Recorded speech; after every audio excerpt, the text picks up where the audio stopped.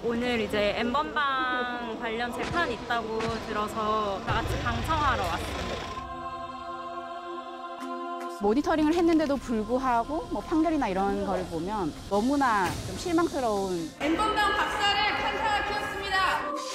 이전에 있었던 형량들이 좀 터무니없이 더 낮고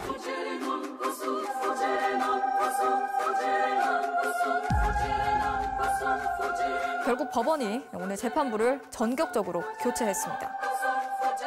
하려기 쉽지 않게 하려고 감시하는 눈 없는 것보다는 좀 나아지지 않을까. 계속해서 좀 모니터링을 해야겠다. 범죄가 제대로 처벌받을 수 있도록 모든 노력을 다하겠습니다.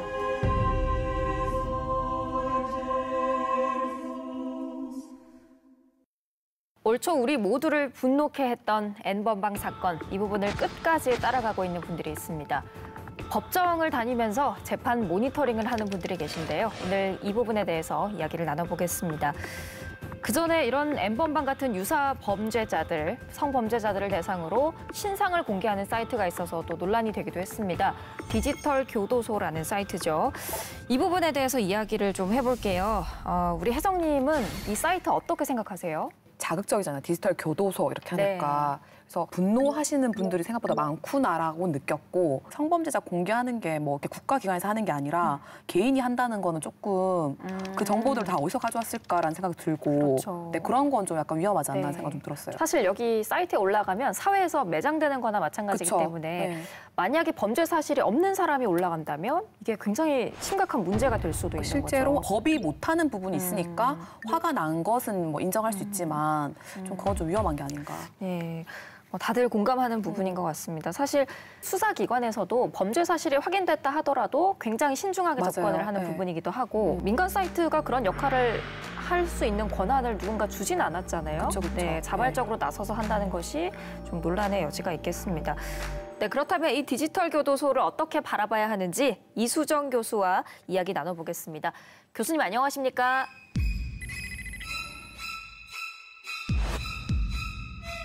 네, 안녕하십니까. 우리 국민들을 분노케 했던 N번방 사건 관련해서 디지털 교도소 논란이 있는데요. 교수님께서는 위법하다고 보시는 거죠? 네, 디지털 교도소는 지금 합법이 틀림없이 아니죠. 왜냐하면 국가에만 이제 결국에는 형벌권이 있는데 지금 디지털 교도소는 그와 같은 이제 권리가 없는 어떤 사적인 대리인이 지금 개인정보를 모두 까발려서 일종의 사회적으로 수치심을 주고 창피함을 줘서 매장시키겠다. 결국에는 이런 목적으로 신상을 공개하는 것이다 보니까 적법한 입증 절차 이런 게 뭐 전혀 배제가 되다 보니 희생이 지금 따르고 있는 거 아니냐 이런 생각을 하게 되는 거죠. 양형 기준이 성범죄에 대해서 좀 너무 낮은 거 아니냐 그런 거에 대해서는 또 어떻게 생각하세요? 나쁜 사람들에 대한 국가가 제대로 된 정의를 실현 못하니까 우리라도 나서서 정의를 실현하겠다.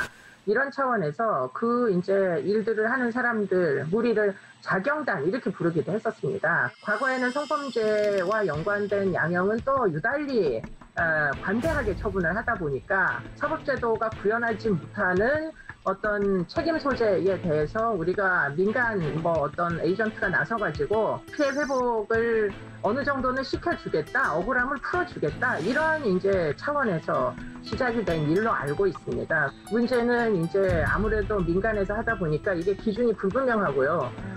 뭐 재판이 끝난 상황, 유무죄가 가려진 상황에 대하여서만 공개를 하는 게 아니고 아직 재판이 시작되지도 않은 경우에도 지금 공개를 하기에 이르렀고 또 심지어는 이제 피해를 당했다고 하는 사람들이 직접 호소를 또 하기도 하고 아무런 검증 절차 없이 지금 이제 공개를 일단은 해버리는 그런 성급함이 있었던 거죠. 다른 내용이긴 하지만 배드파더스 같은 다른 사이트들도 이제 신상 공개를 하잖아요. 네네. 그 부분은 좀 다르게 봐야 되는 건가요? 어떤가요? 그 부분은 사실은 법원에서 확정이 된 사람들을 공개를 하는 겁니다. 배드파더즈 같은 경우에는 여러 가지 명예훼손과 연관된 소송에서 사실은 또 면죄부를 받기도 하고 이랬던 것으로 알고 있습니다. 네. 그렇기 때문에 공익을 목적으로 만일 하는 것이라면 그러면 일단 최소한 유무죄가 가려진 사건에 대하여 번복이 불가능한 진실에 대하여 재차 이제 공개하는 그런 노력들을 할 수는 물론 있겠죠. 우리가 어느 정도는 사회적으로 이제 적당한 이제 어떤 처벌의 수위다라고 공감대를 형성하기 전까지는 아마 이런 일들이 계속 되리라고 예상이 돼요. 이 디지털 교도소의 운영자가 베트남에서 붙잡혔습니다. A씨에게 적용된 혐의는 정보통신망법상 명예훼손입니다.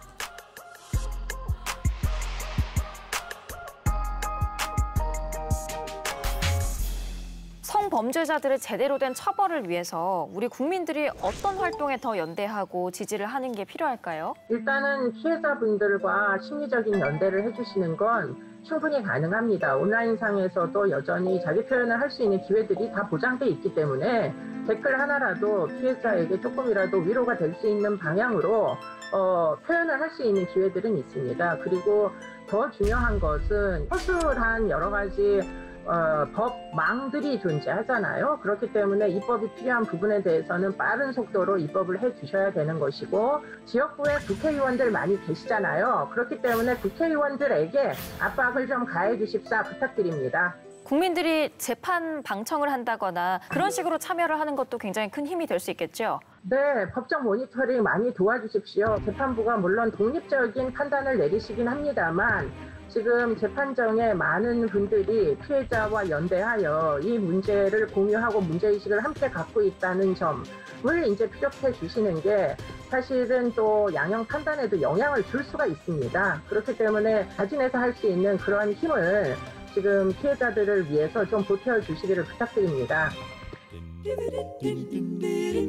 SNS 상에서도 뭐 릴레이 같은 것도 하면서 계속해서 좀 이런 화력이 식지 않게 하려고 아무래도 다 같이 모여 있다 보면은 좀 더 많은 정보를 저희들끼리도 또 취합을 할 수 있는 것 같아서 네, 그래서 좀 이제 다 같이 모여서 연대하고 공부해보자 하는 그런 걸 하게 됐습니다.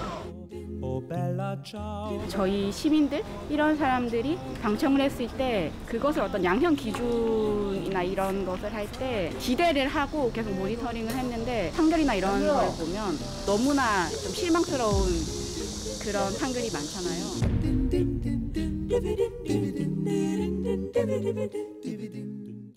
이렇게 많은 사람들이 디지털 교도소에 관심을 가지고 또 이게 화제가 되고 분노하는 이유는 사실 양형이 굉장히 낮기 때문이 아닐까 싶습니다.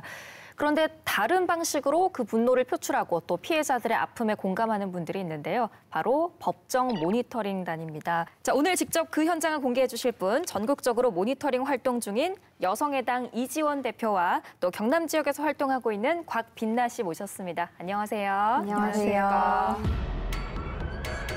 안녕하십니까. 여성의당 이지원입니다. 텔레그램 N번방과 같은 성착취 사건은 어제 오늘 일이 아닙니다.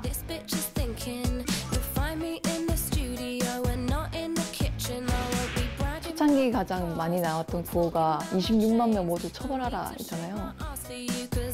지금 할 수 있는 만큼 해야 된다고 생각하는 것들을 하나씩 해보자.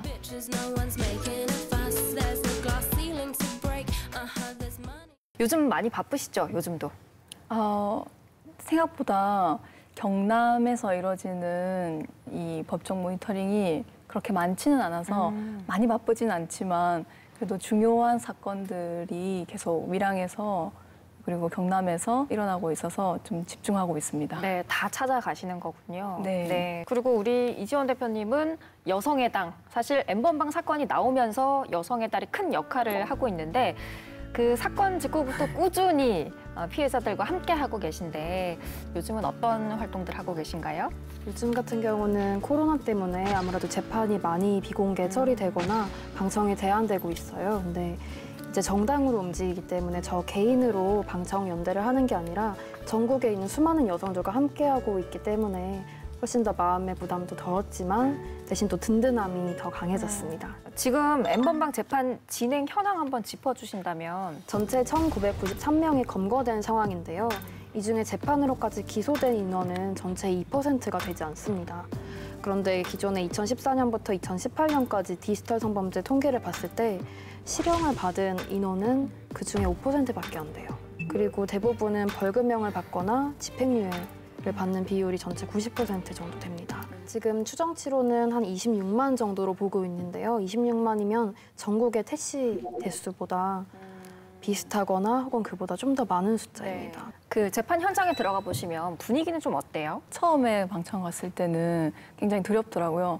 법원에 갈 일이 살면서 별로 없기도 하거니와 또 제 사건도 아니고 가도 되는 건가 이런 고민 끝에 좀 용기 내서 갔는데 많은 분들, 여성분들이 계셔서 좀 든든한 마음이 들기도 했고 들어가서는 굉장히 좀 고압적이고 법정 안에서의 그 무게라고 해야 되나? 실제로 범죄자를 대면한다는 게 나랑 같은 공간에 있다는 것 자체가 조금 두렵기도 하고 법정마다 조금씩 다 분위기가 달라서 쓰지도 못하게 하거나 들어오지도 못하게 하거나 이런 경우가 있어서 재판 내용을 기록도 못하게 하는 곳도 있나 보네요. 네, 뭐 유출하는 것이 문제가 될 수 있다면서 시작하기 전에 뭐 메모지를 꺼내기도 전에 그런 이야기들을 사전에 공지를 하곤 합니다. 네. 제일 먼저 N번방 운영자였던 이제 박사, 조주빈 그런 핵심 멤버들에 대한 재판이 제일 궁금한데 지금 어느 정도 진행됐나요? 지금 조주빈 관련한 공범들은 1심 선고를 받기 전에 범죄 집단으로 기소가 된 상태입니다.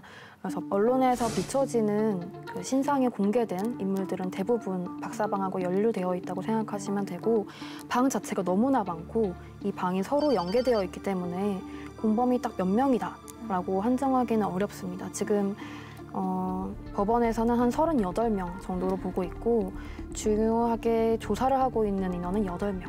그 핵심 멤버 중에 한 명이 거제시 공무원도 있었잖아요. 그렇죠. 그 사람의 재판은 어떻게 진행되고 있어요? 그 사람도 이 범죄 단체 안에 소속된 인물로 파악이 돼서 1심 선고가 미뤄진 상태입니다. 검사가 이렇게 범죄 조직으로 분류해서 기소를 했다는 것은 확실하게 유죄를 내리겠다라는 명백한 의지로 파악됩니다. 네. 그럼 그런 분들이 지금 그룹으로 묶여 있는 거네요. 범죄 그렇죠. 그룹으로.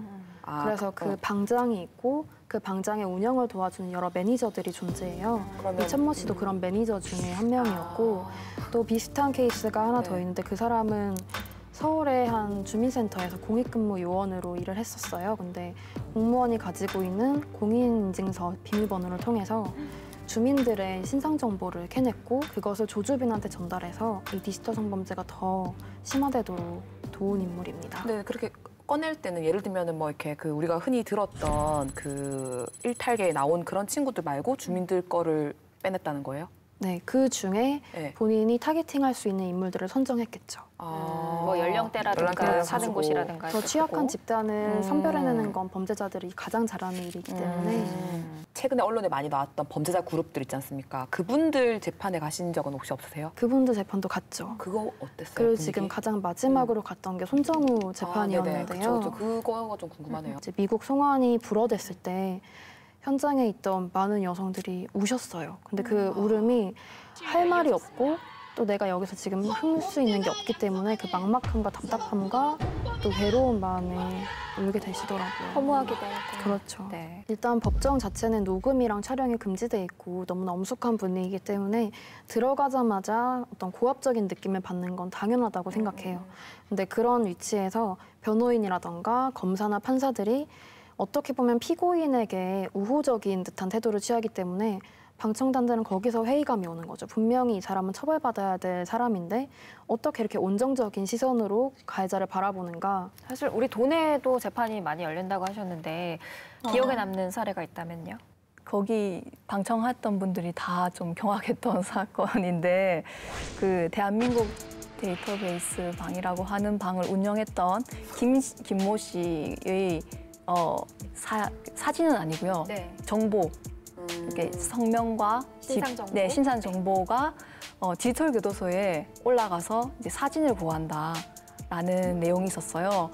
이제 그것을 변호사가 적극적으로 이런 피해를 보고 있다라는 가해자가? 네, 가해자가 이런 피해를 보고 있다라고 하니 방청석에서 이렇게 좀 충격적인 거예요. 자신은 60여 명 정도의 여성의 시상 정보를 네, 8,000명에게 공개하고 심지어 연락해서 협박하고 했었던 사람이 디지털 교도소에 자신이 그것이 올라간 것이 굉장히 억울하고 내가 피해를 많이 당하고 있으니 감형해달라. 1심에서 사실은 검찰이 7년형을 요구했음에도 불구하고 1년 2개월을 내렸거든요. 근데 2심에 와서는 피해자가 굉장히 많은데도 불구하고 2명의 피해자들과 합의했다는 이유로 감형을 해서 10개월로 판결이 났어요. 사실 판결이 내려질 때는 저는 이제 밀양에 살고 있어서 이제 창원까지 1시간 반 정도의 시간을 투자해서 가는데 한 4분 정도면 끝이 나요. 그래서 판결은 굉장히 간결해서 좀 현타라고 해야 되나? 이게 뭘까? 근데 그 형이 감형되거나 뭐 아주 약하게 나오거나 이럴 때는 모니터링을 하고 이렇게 많은 사람들이 관심을 가지고 많은 여성들이 이 자리에 와 있는데 참 많은 좌절감 같은 걸 느끼기도 하고요. 시스템이 이렇게도 취약하고 조건이 열악한가 이런 생각을 좀 많이 하게 돼요. 현장에서 다들 뭐 너무 당황스러울 것 같은데 형량이 줄어드는 케이스도 많이 보시나요? 네, 감형 사유가 되게 좀 이해가 안 가는 부분이 되게 많았어요. 뭐 초범이고 청년이라서 앞날이 창창해서 유통은 했지만 제작은 하지 않아서. 근데 제작을 하지 못한 이유는 피해자가 그 요청에 응하지 않아서거든요. 제작을 하려고 했던 것이 실패로 돌아간 것은 피해자가 그것을 피했기 때문이거든요. 근데 그것이 감형의 이유가 되거나 수익을 얻지 못했다거나 그리고 잘못된 성욕구 뭐 이런 것들을 이유로 감형이 되고 재범의 우려가 없다라고 판단한다는 거예요. 그것을 그냥 그 단순히 몇 번의 고개 숙임 혹은 죄송하다는 말 몇 마디가 이 사람을 다시 재범으로 안 될 가능성을 어떻게 판단하는지 좀 그 기준이 좀 모호한 부분들이 많아서 그런 판결을 이제 내렸을 때 사실 다들 법정에 있는 사람들이 다 좀 놀랬죠.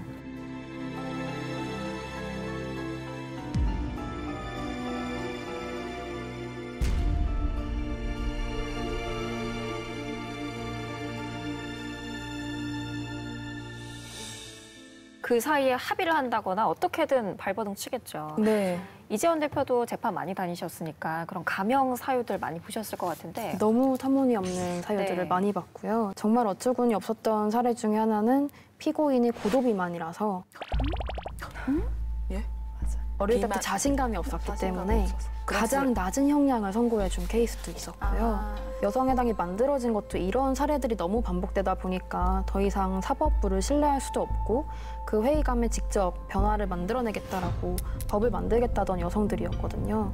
저는 이럴 때마다 생각하는 게 늘 사법부는 가해자의 미래를 너무나 염려해주고 반대로 피해자가 어떤 고통 속에 있을지는 고민하지 않는 것 같아서. 맞아요. 그래서 뭐 피해자가 너무 이렇게 당차게 얘기하면 너무 피해자답지 않은데 좀 이상한 거 아니야? 피해자다움을 또 약간 자기들만의 어떤 기준으로 위축되어 있어야 될 것 같고 이런 것도 재판 현장에서 얘기가 많이 나온다고 하더라고요. 특히나 또 조주빈 같은 경우는 반성문 많이 쓰는 걸로 막 언론에 나오잖아요. 막 98개나 썼다 그러고. 일단 재판장에 가면 다들 반성문을 읽어요. 아 진짜요? 그래서 정성스럽게 읽습니다. 눈물도 흘리고? 그럼요. 손정우도 눈물을 흘렸었고요. 그 정성스러움에 정말 감복할 정도였는데 포털 사이트에 성범죄 반성문이라고 치면 딱 한 화면에 30개 정도 뜨거든요. 근데 시세가 한 A4 4페이지에서 6페이지 정도가 6만 원밖에 안 해요. 그런 샘플이 있나 보네요. 그렇죠. 대필 자체가 아예 상업화되어 있고 성범죄자들을 변호해주는 변호사 시장도 날로 확장되고 있는데 디지털 성범죄로 그렇게 불법 이익을 많이 벌어들인 사람들 같은 경우는 6만 원 좀 더 쓰고 1년 형 깎는 게 훨씬 유리하거든요. 그러니까 반성문 열심히 제출하겠죠. 반성문 가격이 또 저렴한 것도 있다고 1,000원짜리 반성문부터 뭐 그렇죠. 우리 그때 콘텐츠 만들 때 맞아요. 했었잖아요. 감형의 기술. 주문. 범죄인을 청구국에 인도하지 아니한다. 재판장의 낭독에 작년 봄 혼인신고를 끝마친 새신랑은 안도의 눈물을 흘렸습니다. 죄송하게 생각하고 있고 앞으로 처벌이 남아있는 것도 다해보도록 하겠습니다. 정말 죄송합니다.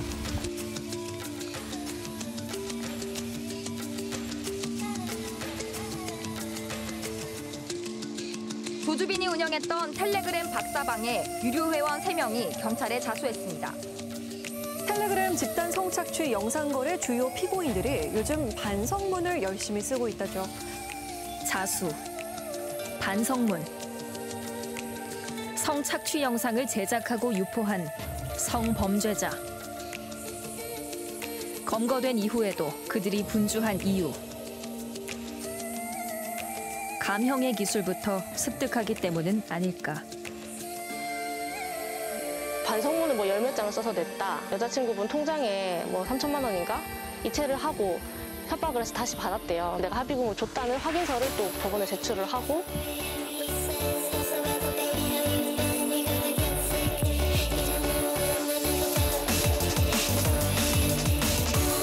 정신과 약을 복용하는 게 있는데 그것도 같이 해서 무슨 진단서를 내고 아무런 거의 처벌도 받지 않고 넘어갔다는 게 결론이에요. 그 과정을 너무 상세하게 자랑하듯이 얘기를 하는 거예요. 이게 자랑할 내용이 아니잖아요. 그리고 세계 최대 아동 성착취물 웹사이트 운영자 손정우의 감형 사유.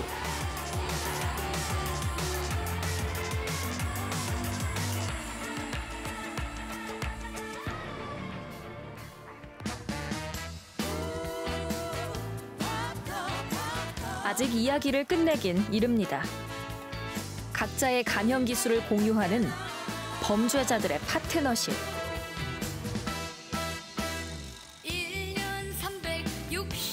성범죄 사례를 집단으로 공유하고 법적 자문을 받는가 하면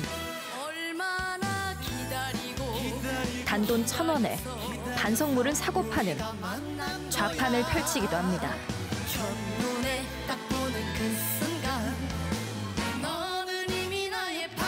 우리 형법이 지나치게 피고인을 고려한다는 목소리.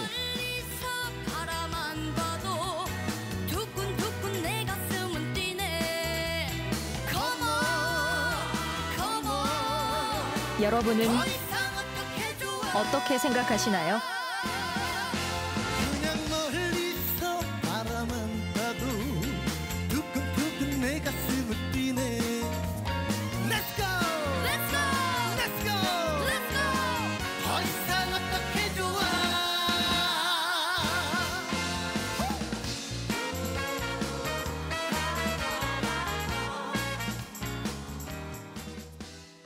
오늘 지금 촬영일 기준으로 조주빈이 작성한 반성문이 98개라고 합니다. 매일 뭐 하나씩 쓰겠죠. 일일 반성문 하겠죠. 근데 반성하는 태도는 보이지 않는다는 얘기가 계속 들려요. 어떤 일들이 있었길래 그런 거죠?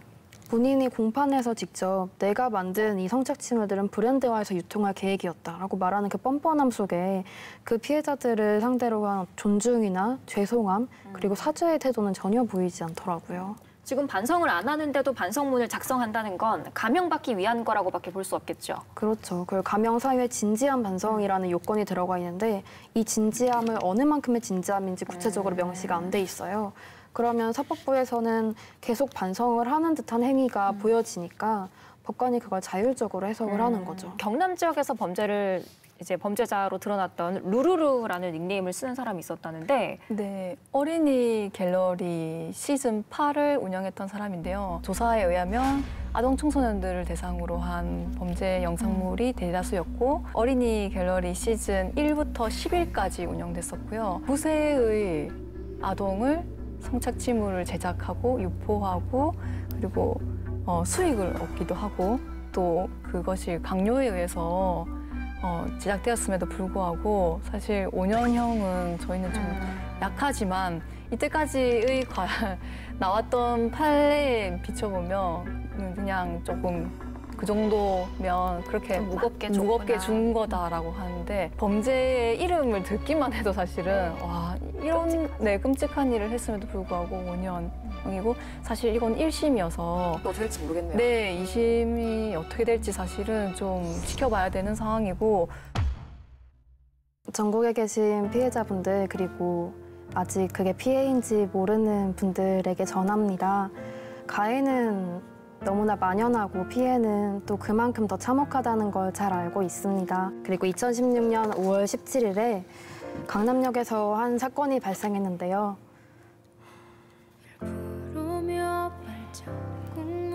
사람만 있었으면 좋겠습니다. 저희가 걱정인 게 매주 게스트들을 올리고 있어요. 또 그만큼 진심이 느껴져서 또 좋았습니다. 어떻게 이별까지 사랑을